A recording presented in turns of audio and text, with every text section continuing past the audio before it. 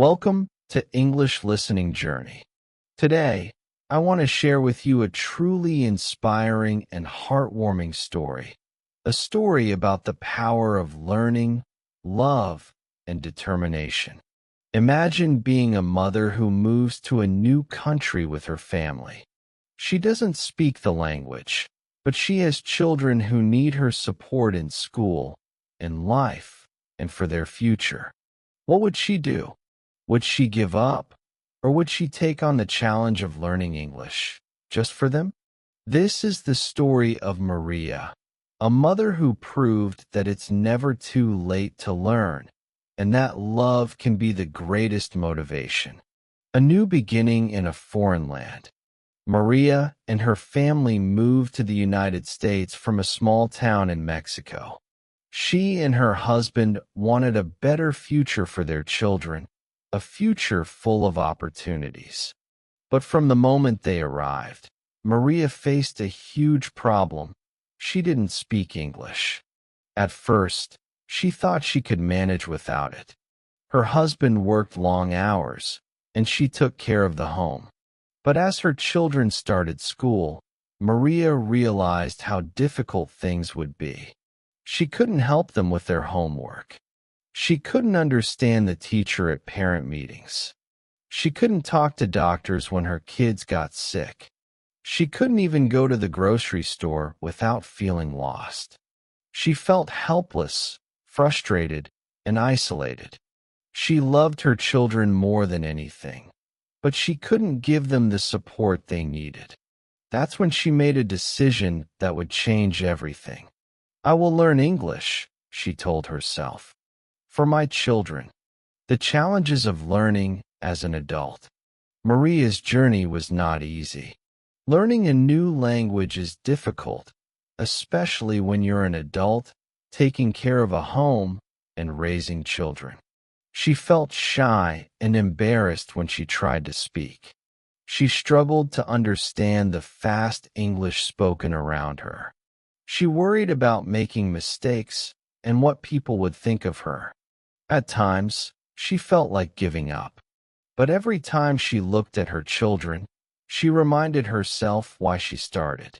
She wanted to be there for them. She wanted to read them bedtime stories in English.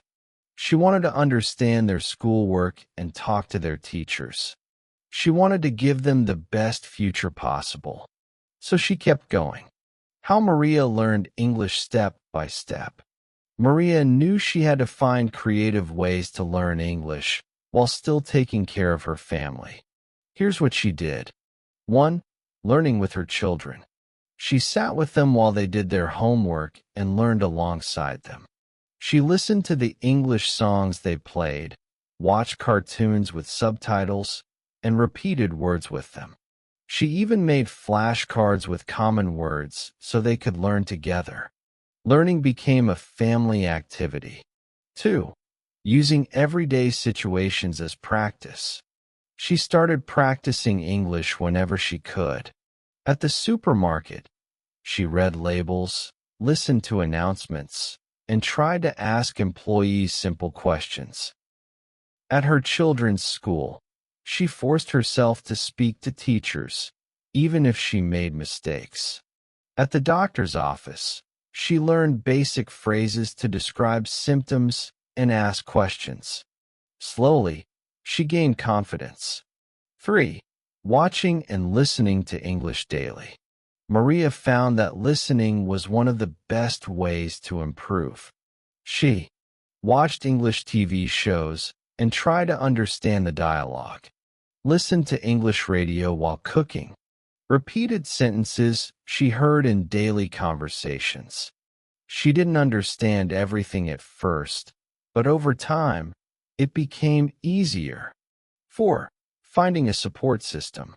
Maria joined a free English class at the local community center. She met other parents who were also learning. Together, they practiced conversations and supported each other. She realized she wasn't alone. There were many people like her, trying their best to improve for their families. 5. Speaking without fear. At first, She was afraid of speaking English. But she reminded herself, making mistakes is part of learning. So she started speaking without fear. Even when she made mistakes, she kept going. She used gestures, simple words, and her smile to communicate. Little by little, her English improved. The moment everything changed.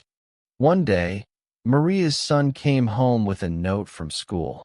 "Mom, we have a parent-teacher meeting next week," he said. Maria looked at the paper. In the past, she would have asked someone to translate it for her. But this time, she read it herself. For the first time, she understood everything. She smiled. At the meeting, she introduced herself to the teacher in English. She asked questions about her son's progress. And when the teacher told her that her son was doing well, she understood every word. For the first time, she didn't feel lost. She felt strong. Her children noticed the change too. They were so proud of her. "Mom, your English is so good," they said. Maria had done it. She had learned English, not for herself, but for her children. The power of learning for love. Maria's story teaches us something powerful. Learning English is not just about words and grammar. It's about connection. It's about love. She didn't learn English because she had to. She learned it because she wanted to give her children the best future possible. And in the end, she gave them something even greater, an example of strength, perseverance, and courage. She showed them that learning never stops, no matter how old you are. She proved that love is the greatest motivation. Maria's story is just one of many. Around the world, parents are learning English not for themselves, but for their children's future. Maybe you are learning English for your family. Maybe you are facing the same struggles Maria did. If you are, keep going. Remember, you don't need perfect grammar to communicate. You learn by practicing every day. Mistakes are part of the journey. Your love and determination will push you forward. Now tell me, why are you learning English? Share your story in the comments. If you found this video inspiring, don't forget to like, share, and subscribe to English Listening Journey. Keep learning, keep believing, and I'll see you in the next video.